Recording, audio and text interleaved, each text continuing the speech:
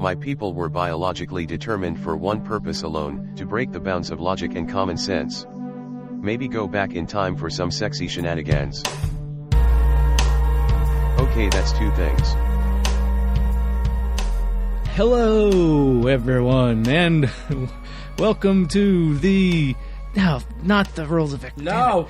Welcome to a Discovery Home Companion.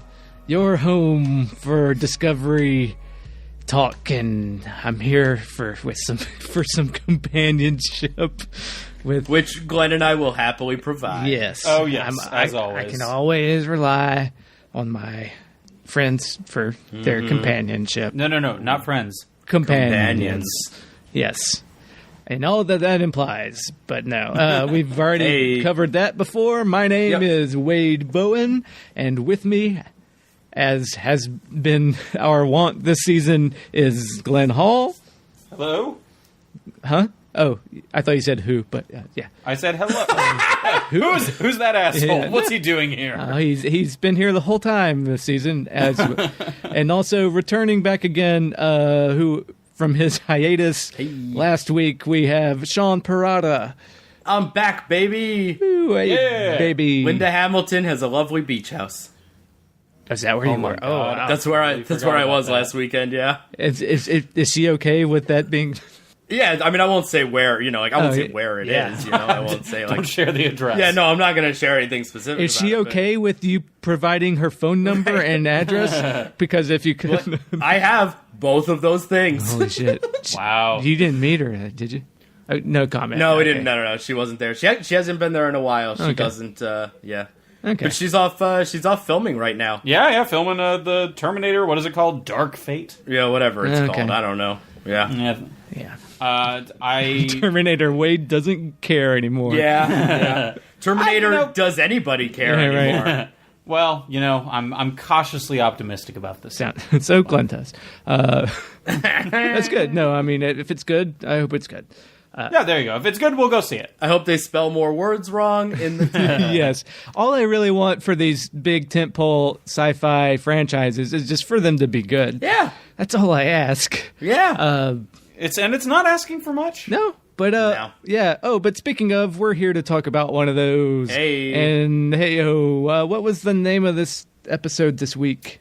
The Red Angel. Oh, okay. Yeah, that makes sense. That tracks. Yeah, that tracks. This episode was all about capturing the Red Angel, wasn't it? It was. That was indeed the plot. It was, yeah. So, before we get into it, does anybody have any quick opinions or feelings they want to share about it? Oh, Sean, should we get what's your opinion of last week's episode? Oh yeah. Just I'm sure all of our listeners were very thrown by my absence. I know. I've become something of a grounding presence on this podcast and sort of a guiding light as probably the most knowledgeable about Star Trek and its. Sure. We all look up to you so much. Yeah. Yep. No, I know, and I sometimes Daddy's got to go get some cigarettes, but Yep. But don't worry, I came back. The courts mandated it, and here I am. So Yeah. paying my child support, in the form of a podcast recording. So, I liked last week's episode. I listened to the episode because I'm a good podcast long-writing guest. I call this my residency. Okay. And yeah, I thought I pretty much agreed with anything y'all said. I don't have any additional information really. I thought it was a good episode, and I thought it was a well-earned and tragic death. Okay. Yep.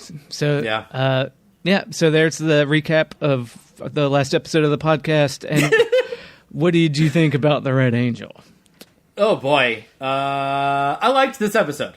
Well, I'm glad somebody did. Hey, I didn't love it. I liked it. You can always get me with like let's team up and devise a plan. Oh, a heist. I mean, everyone loves a heist. Yeah. I think it lacked like a montage set to like everybody's working for the weekend. Sure. That's like a classic Star Trek staple. Yeah. I think that's what this episode was really missing. I wish they'd like leaned a little bit more into those tropes, but I don't know. That stuff always gets me. This episode had a lot of problems, but that stuff, that stuff does it for me. That stuff gets me. And I was like, look at the we got the whole team here. Michelle Yeoh's here, and she's going to a Black Flag concert after this. And some more guar, or Yeah, you're right. You're right. I don't know why she is wearing anything, and I don't know why I was so aroused. Well, there's a pretty. It was that fake hair extension that she had the whole time. Yeah, it was. Yeah, boy, they really leaned into something with her in this episode. And I don't. If we could just tease out her actual hair and leave the extension just hanging there limp, that would be great. Weird. There's like weird.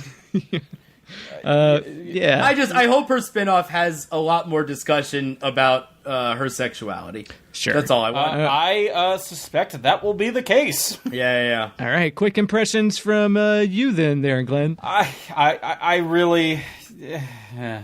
This is the first episode of the season where I've really kind of been like not entirely on board. Like, for better or for worse, I have at least liked everything I've seen up until this episode. Like, there's, I cringe about the Spock stuff, but like, I just thought this episode was a kind of a mess. I guess the Klingon episode at the beginning of the season kind of had a similar, like, I had similar problems with this. So maybe not every episode up until this one, but for the most part, I've liked it all. This is not one of those episodes. Yeah, that's okay. Yeah, I mean, you know what? I've had like 3 or 4 episodes in a row where I'm like, well, okay, they're doing all right. Oh, this was an all right episode.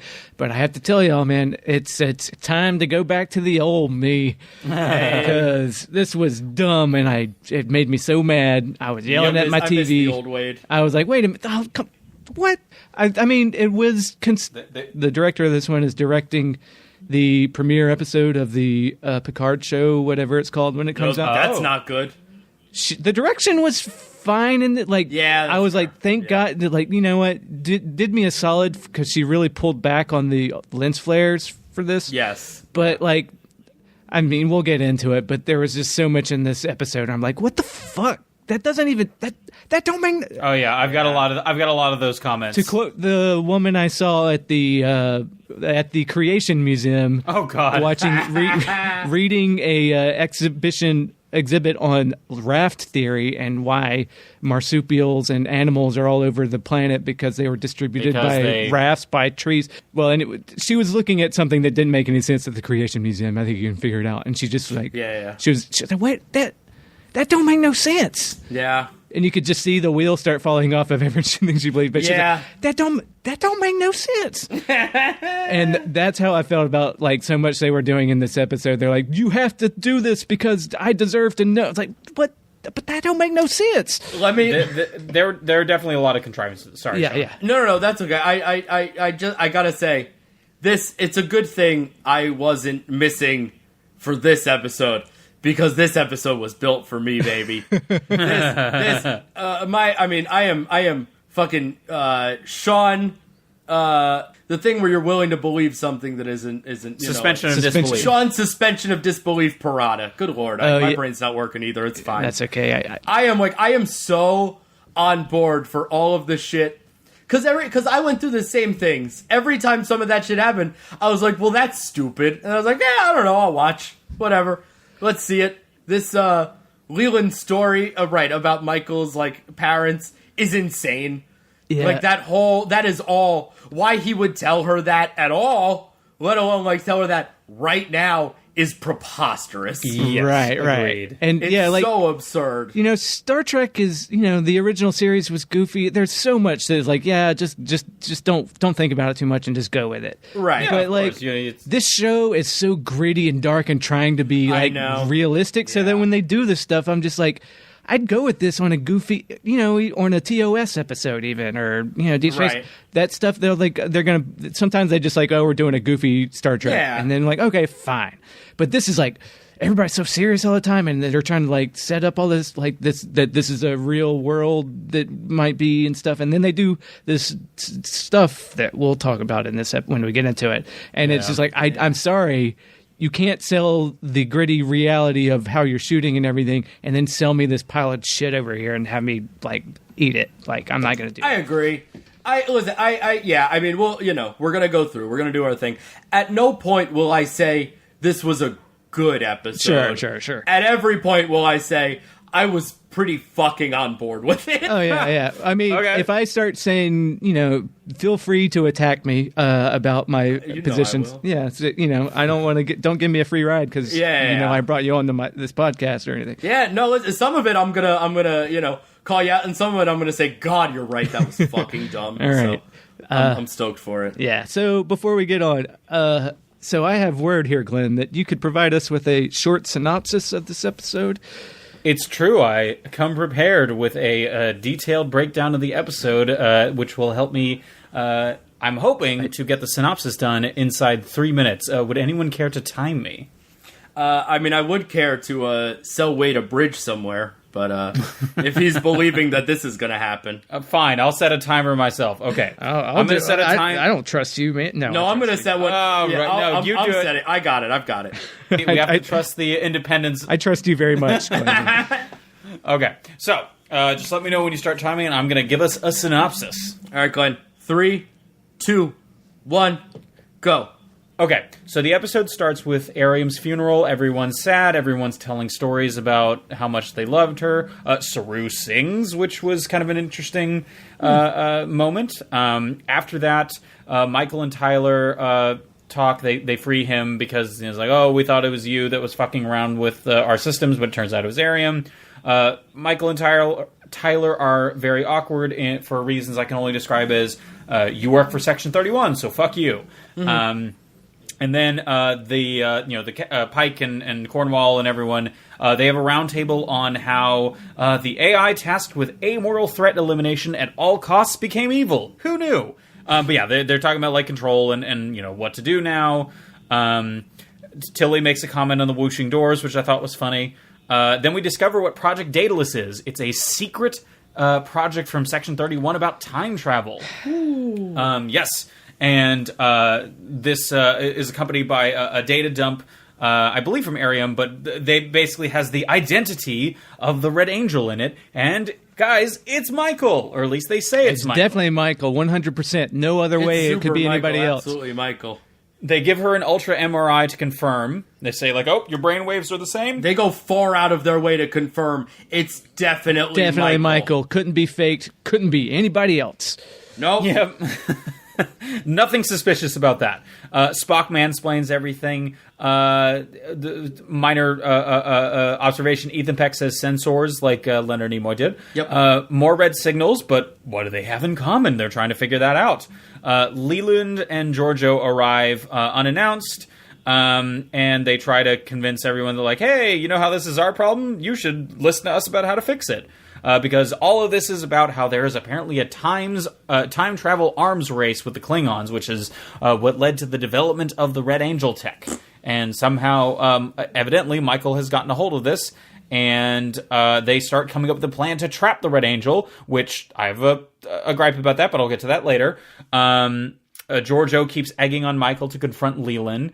Stamets is coming up with a trap for the Red Angel. Giorgio reveals that Hugh and Stamets all went to the Bone Zone in the Mirror Universe. Yeah. Let's see. Saru talks with Leland and basically says, I think you're full of shit.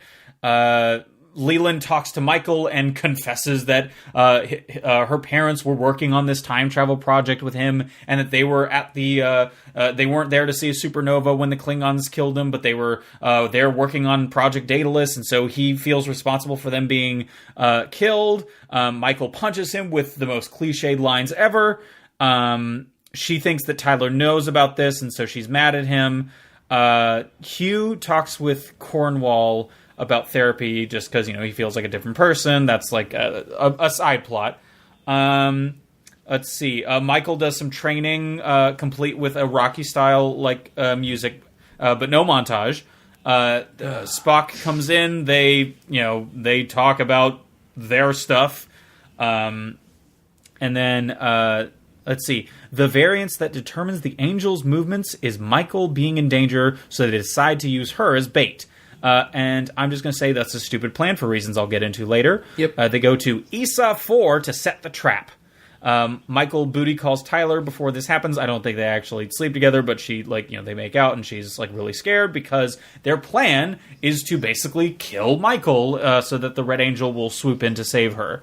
And then someone named Lieutenant Nilsson enters the bridge, and for some reason everyone hates her immediately. I don't know what that they don't hate her. She's what's her name's replacement, right? Yes. So that's all. I think that's okay. Anyway, it's just a somber moment. Guys, I got to get through this. Reclaiming my time. My time. You can do that. Yep. So they're on ESA 4, and they've hooked Michael up to a chair, strapped her in. They are going to open the valves to the hostile atmosphere so that she'll start suffocating.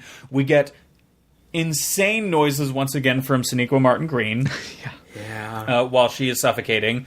Giorgio at one point is telling them to cut the experiment, and which is wow, she's learning something. And Pike is saying stop it, but Spock recognizes a signal from Michael, basically being don't save me, we gotta do this.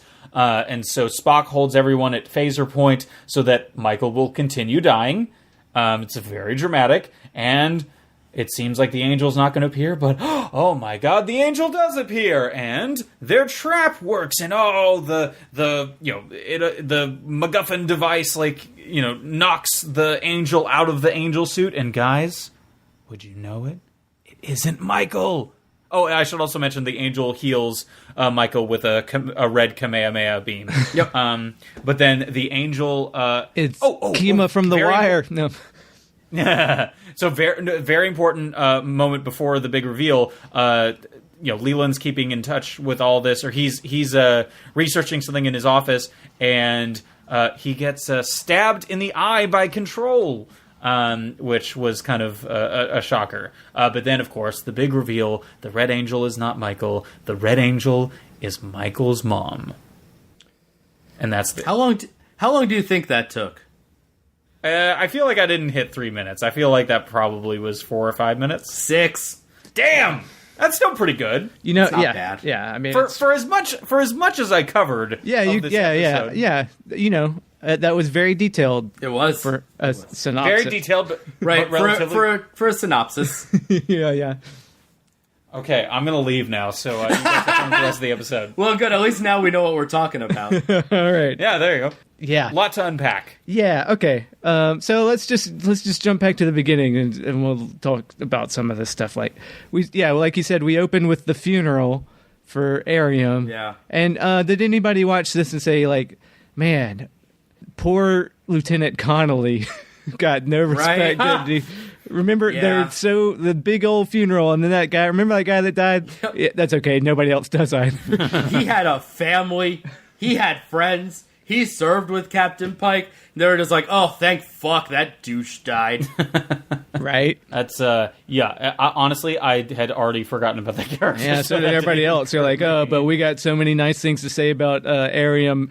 You might not remember the scenes that happened because they didn't happen anywhere that you saw. Yeah, but everybody has things to say. Resilience. Right? They earned the death. I don't know that they earned all this funeral. Right. That's exactly how I felt. And just the platitude, the empty platitudes in this funeral could just fill up. Well, I'll tell you, it felt like the actress died. Did you know that resilience is an unshakable virtue? That doesn't mean that doesn't. What does that tell me? That doesn't. Nothing. Okay, yeah, nothing. Yeah, but it felt like the actress died, and her memories and everything about her made a constellation for her to go. What does any of this mean? Jesus Christ. And she always said that trillions of particles made a difference because of her husband's smile, and it made the universe less orderly. It's but come on, that was a lot. This was pretentious Discovery writing at its worst. Yeah. Yep. And that's a big reason why this episode didn't sit well with me. And Sean, I agree with you. You know what? For once, they were everybody's oh, Michael, what you said was so amazing. For once, hers were empty platitudes too, but at least they made sense. Yes. They did. The Federation is we reach for the stars. It gives us an opportunity, and we also reach for each other for where we become friends, and then we become family. It's okay, that's Star Trek right there. Friends, space friends. Right, at least you said words. Yeah, right. Space friends becoming family, exploring the universe. Okay. Sure. Yeah. But it's still it didn't blow my mind, but everybody, no. Well, and something else I forgot to mention in the synopsis is that we also see the autopsy for Arium, and they, for some reason, delete her memory, which feels like a mistake. Well, they delete the memory off the body, I guess, but then Tilly has been scrounging through her memories and finds a file later called Project Daedalus. So that's where the Red Angel stuff. Yeah, because Tilly barged like Lane brought up, like, she's a fucking intern, but she's got free reign to do whatever she wants. Whatever she wants. Yeah, she barges into a meeting and says, "Oh, I would have knocked, but the door's open." And it's like, we all have a laugh there because the doors just come open without knocking. Doors. Yeah, but she's like, "Oh, I was digging through Arian's memory and I found this file called Project Daedalus, and by the way, it's you, Michael." And it's like, "Oh, well." That was so fucking anticlimactic. Right? They're just like, "Oh, by the way, for all this theorizing that we've been doing, and then, but when they did it, it's like, at the beginning of this episode, I was like, hey, look, I was right. But you know what? Right. They did it right now at like 5 minutes in. Like, okay, they're going to... So I'm not right. Yeah, they're going to pull something at the end. But an actual reveal. Right. Yeah, it's kind of like, again, it's a reverse red herring. It's kind of why I thought Tyler was the Red Angel at first, because there was that scene where he was so pointedly skeptical about it. Right. So, but then they get, and then they spend like 10 minutes that's a little hyperbole, but they spend like a minute or more of technobabble explaining, like, could it not be Michael? Yeah. Like, no, it has to be Michael. It can't be fake. Yeah. The bio-neural signature of the Red Angel matches 100%, but not 100% enough that it could be fake, because everybody has little tweaks that are a little bit off. So it's definitely 100% Michael. Couldn't be anybody else. Which was Michael a clone? I was like, or is Michael her own mother? Right. Michael went back and fucked Marty McFly. Yeah, right. So, talk about grandfather paradox. But yeah. Let me just sort of like a housekeeping question. Did Daedalus time travel? No, Daedalus is Icarus's dad. Yeah. No, I know. No, Glenn, I'm aware. Don't fucking tell me who Daedalus is. So why is it called Project Daedalus? Because, well, I guess the implication is that they were reaching too close to the sun. Yeah. The sun being time travel from the beginning. I know they knew immediately. They were like, "This is a bad idea. Let's call it Project Daedalus." Maybe it's one of those like placeholders, like Blue Harvest, that just stuck. Right. Daedalus was also just famous for being a great inventor before he invented wings, right? So. Yeah, that's what I was going to say. Is like he's known for inventing stuff. Yeah, fine. I will say this reminds me. No, you're right of, though. It's a dumb name. They put it in there because he flew too close to the sun, illusions and stuff. Yeah. Well, sure, but it doesn't. It doesn't. You don't call a thing that. Yeah. It reminds me of the Danny Boyle movie Sunshine.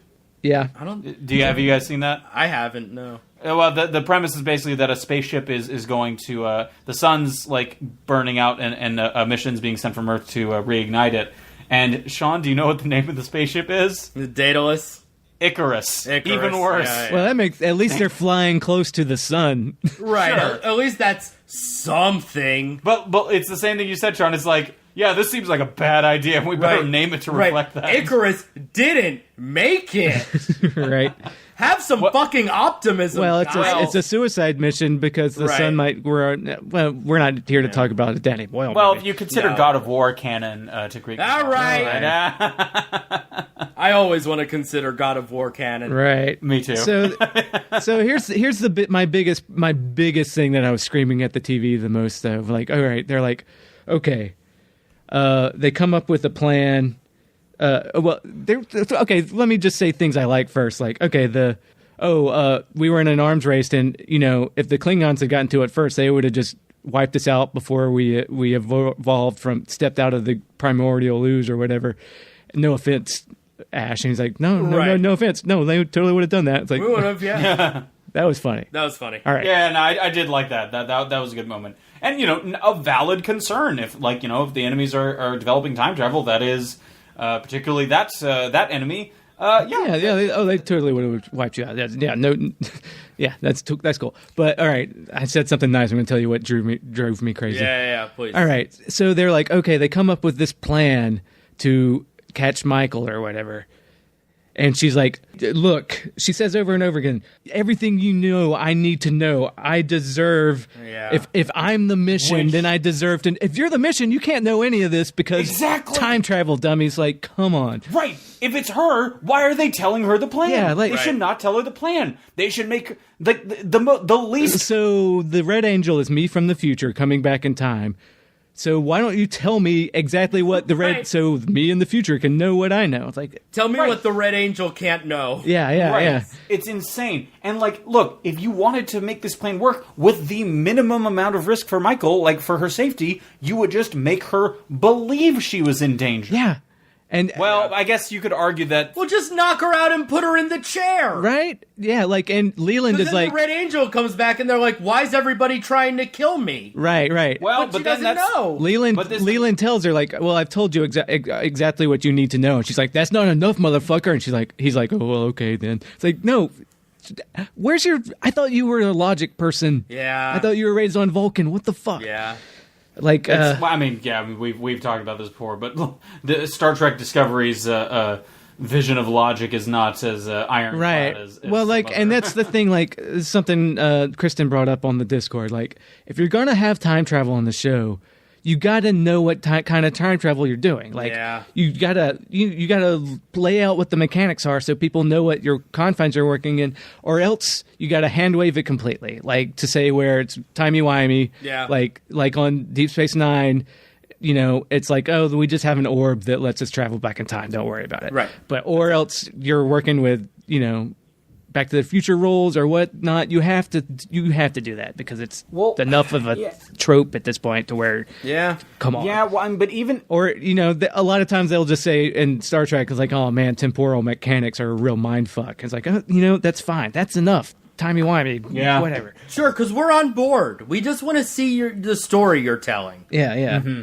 You're the only one who can complicate it, TV show.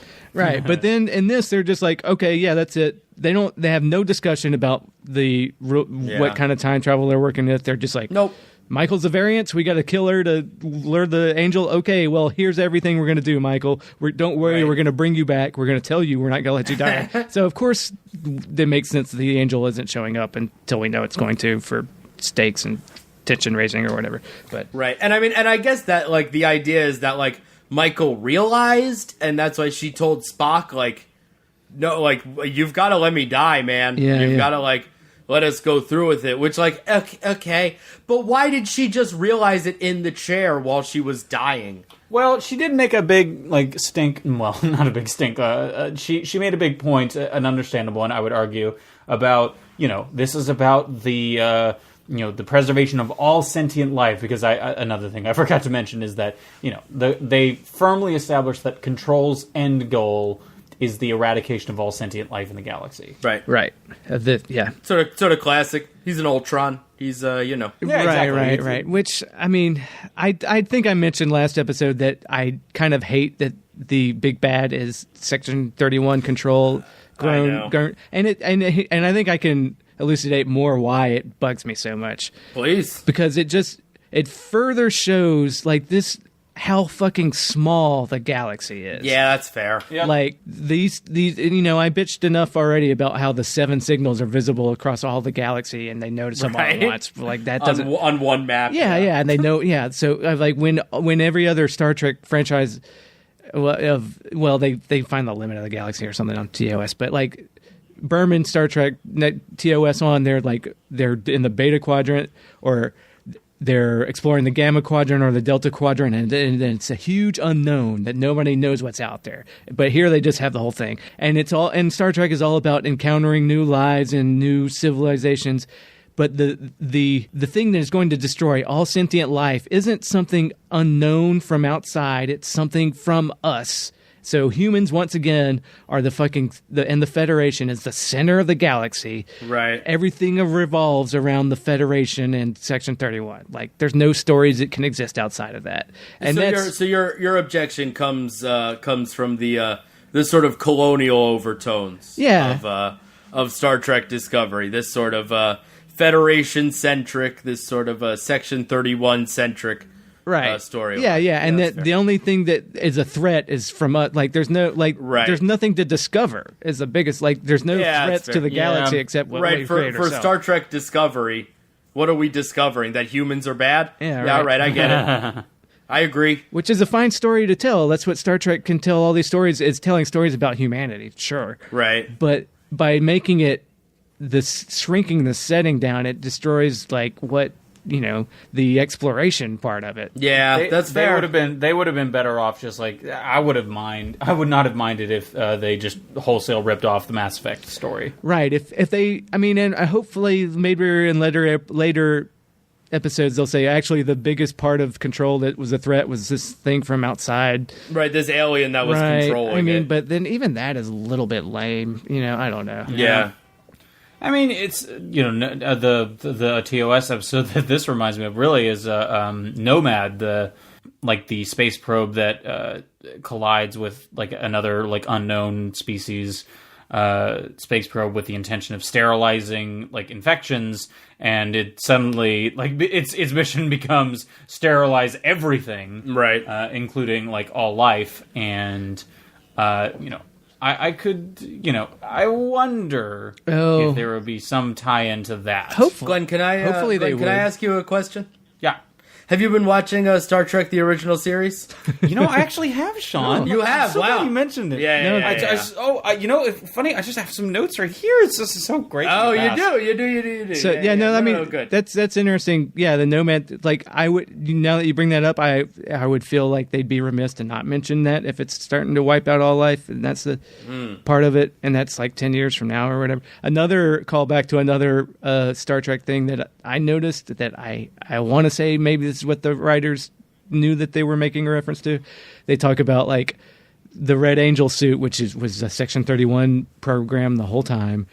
Section 31 never thought to tell anybody about it or whatever. I guess they're secretive, but there's a wormhole and there's a tether to the suit, and that it is an anchor that gets pulled back through the wormhole to that anchor point.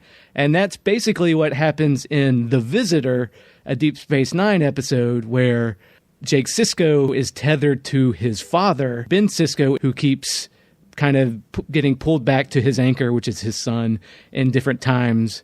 And his son keeps growing older, and he stays the same age, and he gets tethered back and pulled back. Oh. The Technobabble felt a little bit similar in Technobabble to how the Angel works. Well, that's neat. All right. The anchor is a little bit different, but it's interesting that the variance is her daughter, and she keeps coming back to that. So that's an interesting kind of illusion. Yeah, that's cool. So all right. So that was interesting. It doesn't work exactly the same as what's going on in The Visitor, which is one of the great DS9 episodes, but it's still an interesting kind of reference. Was Michael in danger when the Angel came and stopped them from blowing up Fishman Planet?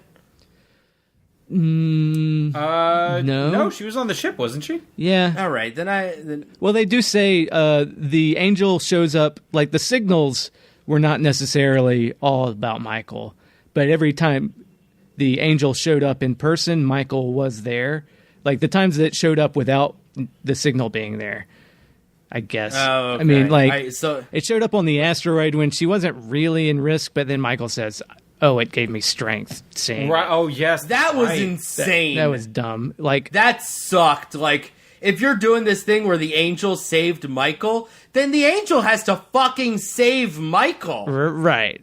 But it saved me just by giving me hope or something. It's okay. Dumb. It's literally from Harry Potter with the third book where he thinks he sees his own dad, but it's him traveling back in time. It's a whole thing. But yeah, this episode was exhausting. Yeah, yeah. I was okay, well, whatever. It's my favorite episode of the season. That's not true. I don't. Well, so that's definitely a big reveal is that Klingons are working on time travel.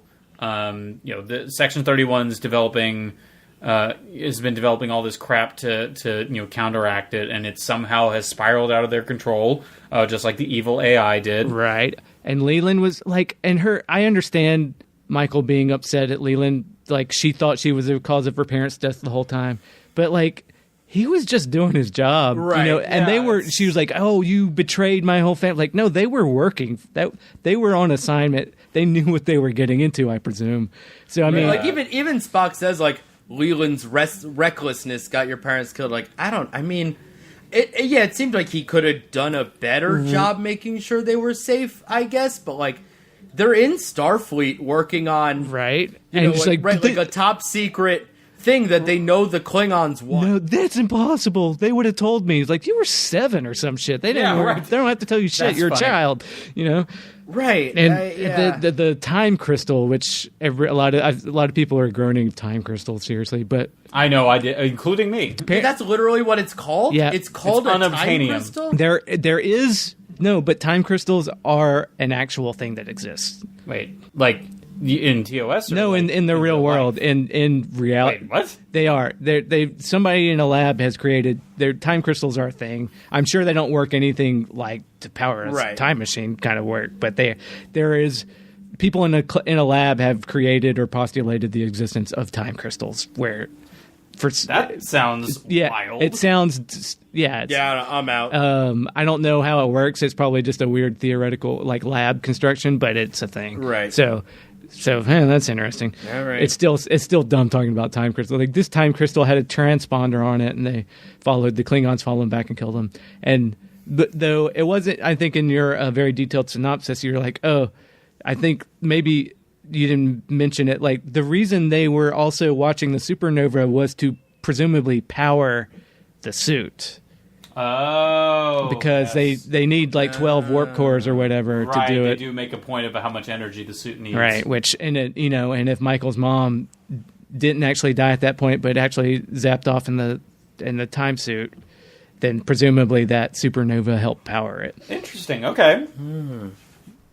What happens next? But then her fighting with Leland is like, okay, that's fine. I mean, lashing. That's for my mom, and that's for my dad. It's like, are you not aware that thousands of things have used that line before you? It's that's rough. It's just exhausting again. Yeah, and then she runs off, and then she's sparring, and then Spock has a nice talk with her, and it's like. Like Spock's like, oh, by the way, I know that you were just a child, so now I forgive you. It's like you knew she was just a child before, and like that whole like good talk sis scene was like right. I hate Spock being in this season so much. I think that's another big reason why I didn't like this episode. I just think this is nothing against Ethan Peck. Like his performance is fine. Like there's nothing really wrong with it. It's just. His presence in the show is just completely meaningless. Right. Like he adds nothing of value to the story. I mean, nothing against Ethan Peck except it's my fault, but also it's his fault for not being Leonard Nimoy enough. Right. It goes back. He's too hot. Like Leonard Nimoy was not an unseemly man, but he looked weird. Like he had a weird that's why he has that horrible beard. Yeah. Then just cast somebody out. But he looks a little less hot. But he looks super hot in the beard too, because he's not with it coming up his fucking cheekbones. Have you two lost your goddamn minds? His beard is launching an invasion on his eyeballs. Yeah, fair enough. It's a Captain America beard. It's an unkempt fucking lazy hobo beard. Yeah, that works for some of it. A hobo beard. Yeah. What are you talking about? Beards have fucking lines. He needs to do some lines. Glenn, come on, man. I know you're not a beard guy, all right? I know you're not but you got to know. I mean, having a beard is not just letting it run wild on your face. It's shaping it. It's cleaning it. It's making the line. I don't. But the reason if Spock had a nice little line on his beard, it would be even worse. Because the reason he has his beard is because he's emotional now, and he was crazy for months. Right. And it's mostly to hide how fucking handsome the guy is, but he's still handsome because he's got that jawline. Like, just Leonard Nimoy's face shape was very distinctive, and they didn't do enough. I don't like a hot Spock. I'm sorry, it's my problem. No. It's like he was a guy that nerds could relate to, and he was a weird, but he wasn't unattractive, but there was something odd about his the way. Well, I've alluded to the fact that he has looked kind of like middle-aged his entire life. Yeah. That's certainly some of it. So I don't like a hot Spock, but that's my problem, I guess. If you love Ethan Peck, I like Spock. I like Spock's presence. I like that Spock is there. I think the only issue I have with it is that if Spock weren't there, then Michael would be having more moments with Pike, and I think I like those moments better. I put more value. Yeah, I do. I think her and Pike have a good chemistry. Yeah. I like Mike Pike. I've enjoyed them like developing a rapport and becoming closer. And if Pike came into the sparring room instead of Spock, I think I would have liked that scene more. Right. Yeah. And the way that scene, like, he's like, "Oh, I guess I forgive you for being a child," and then the dramatic sigh and smile, and she can breathe, and this weight off her chest. It was like, whoa, playing a little bit heavy there, Culpepper. I mean, it was a little much. Yeah, it's just. It's so much of what this episode was, though. It's just like heavy-handed with absolutely no substance. Yeah, it was clearly like showing you look, here's a weight off her chest, and we're gonna really sell it. It's like, I mean, they should have killed her. that would have been a twist. Oh yeah, they kill, and then you discover that the angel isn't her. Boom, you're done. Everyone's like, wow, guys, we really messed this up. Yeah, we fucking killed her, and everyone has to accept that their actions have goddamn consequences. Yeah, but Spock is so broken up about it that he never speaks of it again. Yes. And that's how you get to modern Trek. Hey, that works for me. Yeah. The other scene that I loved that happened was, we got to talk about that, like. Oh, yes. I know already what you're talking about. The one scene, like, for all my complaining about this episode, the one thing that might just redeem it all is that Michelle Yeoh scene. Yeah. But I just want to summarize this as Russ Hanneman from Silicon Valley pointing to the entire mirror universe and saying, "This guy fucks." This guy fucks, yeah. And, people online... Some people like, well, it's just reiterating. There's the evil bisexual trope that the mirror universe does to an extent, which I guess it does, but it's so much fun that like I don't mind it. Like, and to summarize for our listeners, we are alluding to when Georgiou is talking with Stamets with Hugh nearby, and at first she just says, "Oh, you're more neurotic in this universe. Have you tried medication?" And I can't remember exactly what line leads to the next topic of conversation, but that topic of conversation is Georgiou saying, "You fucked me real good back in like." Yeah, exact base. Because Stamets says, "Oh, well, I'm gay," and Georgiou pointedly says, and I distinctly remember her phrasing. She says, "In my universe, you're pansexual," and we had DEFCON level 10 fun together. Yes, and then looks over at you and goes, "You too." Yeah. So, don't be so binary. She said. It's great. It's amazing. It was pretty fun. This is kind of what you were talking about, Wade, with the possibility of Tyler and Hugh going at it. And, I guess just from season 1, everyone on that, Imperial ship was fucking each other. Like that was a fuck ship. Yeah. I mean, and then, the smell on those mirror universe. Oh, boy. Oh my god! And then when she leaves, and Tilly, there was one of the funniest moments Tilly's had on the show, I thought, where she was like, "What just happened?" That was that was great. That's oh my god. See, this is why Discovery can be frustrating, because sometimes even when the episodes aren't great, there are great moments in them. It's like, come on, go with that. I think the show still does character moments well. I think they don't make sense a lot of the time, and they're insane. And the story around them is preposterous. But I think they capture a moment where, a person or two people are just, people near each other. I think they do that better now than they did in the beginning of the season, certainly. Yeah, and better than they did in season 1, I think, too. Yeah, I think that stuff's come a long way. And, I think that's another thing for me. That just earns you a lot of goodwill. Sure. I want to watch Fishman fight Leland, and I can't now, Yeah. Well, that'll never happen. We don't know that he's out of the picture. Well, it stabbed him in the eyeball, and then it's recreating his voice to talk to Ash. So I forget. Yeah, I didn't put it together the first time. I was like, oh, like when he's like, you can close the wormhole now. Yeah, like when it like basically has him like say the thing one last time, so it knows how to mimic. Yeah. So that was good. So I mean, the question I guess is now that did it close the wormhole? Yes. And if it probably did, to trap the angel here, and now they're fucked. Right. That seems to be the implication. Yeah, it is. And I mean, not in the Philippa Georgiou way. Yeah. Hey. Trapping the angel here is an insane idea, just in general. Right. Yeah. If you're cutting off the tip, and then they never seem to really like acknowledge the fact that like the thing seems to be helping. So why I know they had some reason for wanting to. It's just that they want answers. Yeah. Wasn't there like I feel like wasn't there like another thing like I'm sure. Well, they know that the AI is sneaking through the wormhole. Yeah, that's when what it comes through. Like, so it's leaving doors open. That's right. So we need to shut the door and not let the angel go back. But so they think if they can keep the angel here and close the door before the AI gets through, then they're okay. I guess is their end game. Which that seems flimsy. It's a little I mean, you got one. If you're going to shoot at the king, you best not miss. Yeah. Right. Well, here's the thing. Because the source of all this information is Ariam's memory bank.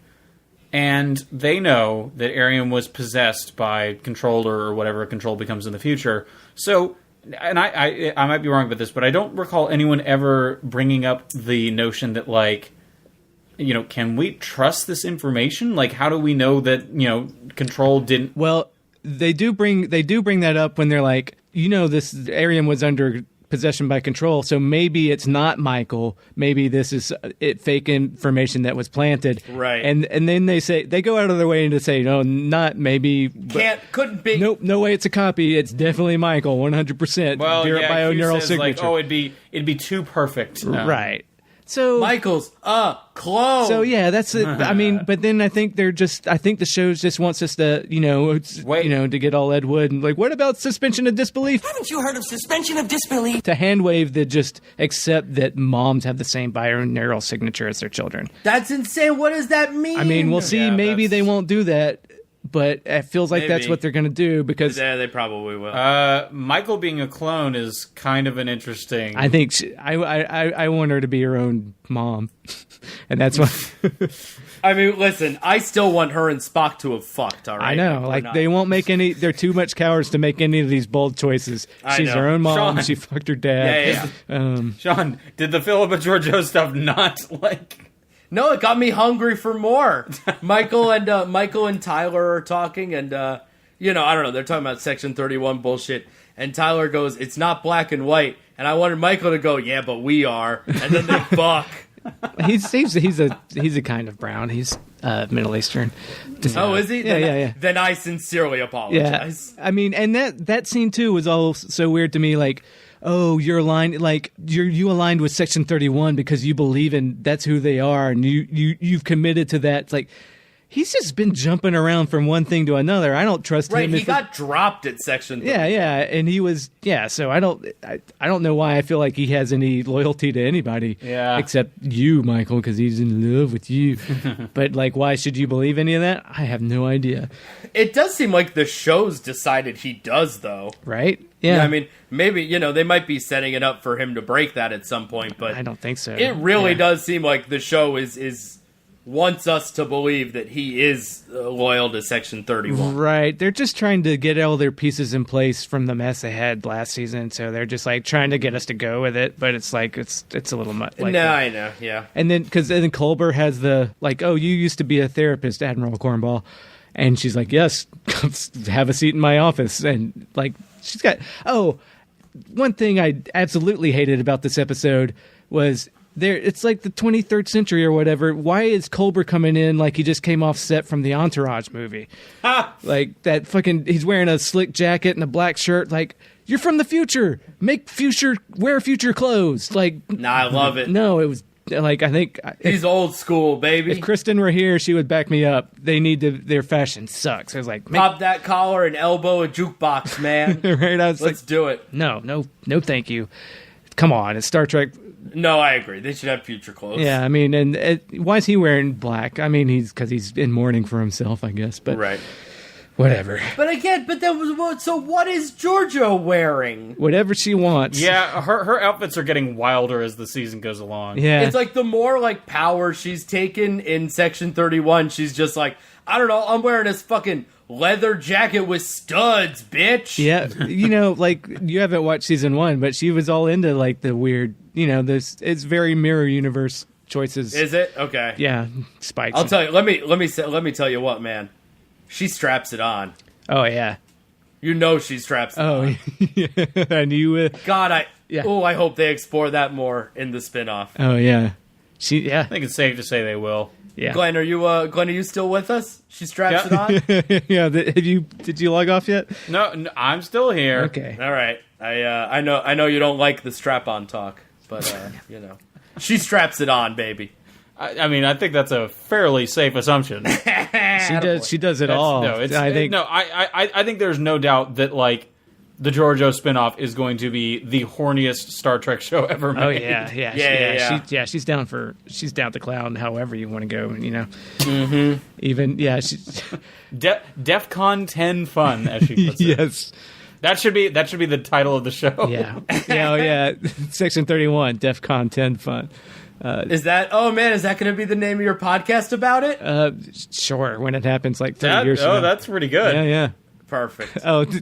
Talking about how Michael is great at noises and stuff. Oh boy! Like her, not the bees. No, not the bees. Oh my god!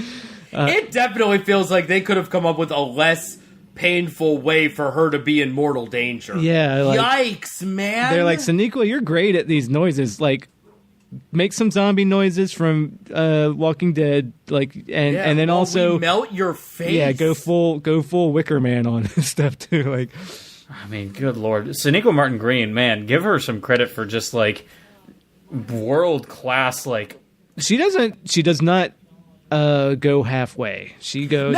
She doesn't. Even when I don't love her, which is not often, she's good, but like.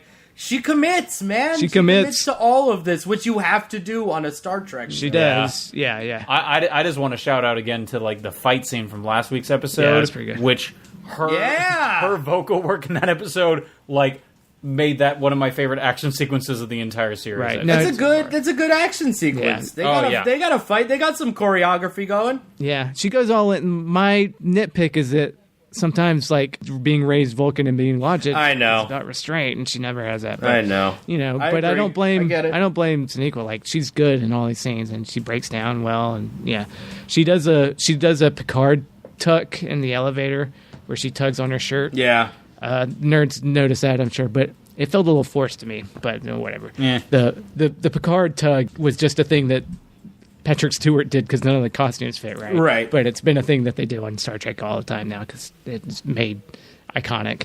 So that they knew what they were doing when they threw that into the elevator scene. But this episode really irked me and annoyed me because it was like, okay. Yep, me too. Yeah, I liked all of these things about it. It was insane because like I'm willing to go with your as I think this whole Red Angel plot line. It's fucking stupid. I agree. But I will go with it as long as you do stuff and that I bought in on the idiocy of the 7 signals across the galaxy we see immediately. Fine. I'm gritting my teeth but when you do stuff like this, I'm just like, it's like I can't go with you anymore, man. I'm trying to come with you. And it's still not as I still don't feel like season 1 didn't it like tonally they seem to be doing serialization a little bit better. Right. It doesn't seem as quite as haphazard, but these choices they were making, I just they're stretching me thin. Like I can't really keep going. Mm-hmm. Right. See, for me, this is an episode where I come out of it and say, all right, listen, I had fun with all your dumb shit, but I'm gonna want to see you right the ship next week. Yeah. That's I do. This episode makes me say your line's a little bit shorter. You got a little bit of a shorter leash now. Right. I mean, all right. Let's see what you want to do now. Yeah. And I will say they surprised. I didn't guess that they were gonna throw her mom back in. So yeah, it surprised me, but it's the most unsurprising surprise that I've had in a while. Like I was like, oh, that makes sense. Yeah. I get it because if you're going to talk about like anything, like Michael's story over the whole show has been like her mom issues. Like, right. Original Captain Georgiou was a mother figure to her. Spock's mom is her mom. And now we're going back to her mom, who I like Kiba from The Wire, man. We got a Wire actor in. I know. I love her. Yeah, she's great. Yeah, so when she showed up and she showed her face, I was like, man, they really aged Sonequa Martin Green badly. Yeah, right. I was like, she looks insane, and then I was like, oh, it's not her. Yeah. Okay. It wasn't until the next on that I figured out who it was. But you know what? I really, how they could get me back, like. They've done this stupid stuff that like has made me angry. But if they went balls out and said, you know what, Michael, you're your own mother, I'd be like, I'm on board. Sold. That's so fucking crazy. They won't do that. No, it's too wild. It's too wild, but that would be awesome for me. Like I would be like, all right, that's the kind of stupid shit I can get on board with. I'm sold. Yep, I'm in. I mean, in Star Trek terms, that would not be like that far beyond the craziest things they've done. Right? Yeah. It would be interesting, They kind of hint there. We made jokes on the trials and tribulations of Julian Bashir being his own grandfather, but apparently not. Well, we'll see what time travel shenanigans they get up to. Yeah, then I'm excited for all of them. Yeah, we'll see, and whether if there will be a time paradox that erases Michael from existence, and that's why we don't know about her, and why who knows? I could see them doing something like she isn't erased, but like she exists outside of time. Right. Yeah, I think they'll do something. This show works so hard to like fix the problems it created with future Star Trek iterations. Yeah. They make issues. They like create canon issues, and that just to solve them, as if to like tip their hat to themselves. It's very strange. Right. I think it started like I think I've talked about it. Like it feels to me like they started off like this ain't your father's Star Trek. Yeah, we're gonna do crazy shit, and then the nerds were like, what the fuck? And so they're like, oh shit, we gotta rein this back, and so they're starting to be like, okay, well we'll explain it away. And you know what? And like I've said before, I'm on board for them doing that. And if it's me too, but I think they're gonna do something insane to explain away Michael. Yeah, I know. and then that's fine too, but I don't want the edgelords on the internet to be right about this. I know timeline canon controversies bullshit, which I don't think they are. But like, don't like come on, show. Don't give them a win, please. I know, but yeah. But I think that's all my kvetching I have to do about this episode. Yeah, and there was a lot of kvetching to do. You didn't really say anything I disagreed with. Yeah. I just came to a completely different conclusion. Right. Yeah, I just felt differently about it all. Yeah. I was always going to be coming into this with more like goodwill to spare it. Oh yeah, yeah. Wade suffered through season 1 as much as Glenn enjoyed it. Right. I didn't have that, and I started off season 2 digging it. So yeah, and I've pretty much digged it until now. And so whenever stuff like this happens, I'm like, all right, that was a fucking balls out, wild ass episode. I want to see what happens next week before I decide if, right. they made a mistake. That's all. Oh, another thing that could help redeem it is, bring back Tig, man. Where's Tig? I know. That pisses me off. I think that's so weird. Yeah, hopefully season 3 is, make her a regular supporting cast member. But who knows? I guess. But she seemed to like doing the show, so I was like... Yeah, she seemed to. All right, but I don't know. Well, maybe there's more. How many episodes are left this season? This was episode 9?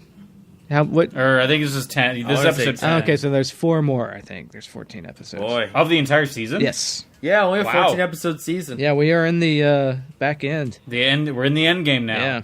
All right, shut up. You shut up. You shut up. Yeah, right, nerds fighting. I don't want to go. No, I'm ready to go. It's time to wrap it up, I guess. Final thoughts?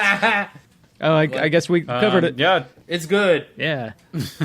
Plugs. How's your Greek restaurant? Went for lunch today. Very good. Okay. What's the name, Sean? Little Greek. All right. One location in Orlando, one in Tampa. I think there's one in Fort Myers. So Yeah. You know, if you're in the central and southern Florida area, go to Little Greek. Great Greek restaurant. They put like sort of a vague Greek seasoning on their fries. Ooh, it's good. Oh, I bet that's really good. It's good. All right. Okay, now, Sean, next week I want an update on maybe like their social media tags or some historical information on how it got started. I'll plug them good and proper next week. Inquiring minds want to know. Yeah, but I want to be done with it. I just got that show I do with you, Wade. QED with Glen Wade. Our next show is this Thursday in Astoria, Queens. For more info, follow us at QED and D on Instagram and Twitter. Yep. All right. Yeah, do that. Show should be fun Thursday. If you hear this in time. Oh, shit. Oh, no. We're going to miss Star Trek next Thursday. Well, it's a streaming show. We'll be fine. Oh, no. I always watch it live. All right. So that's all the stuff.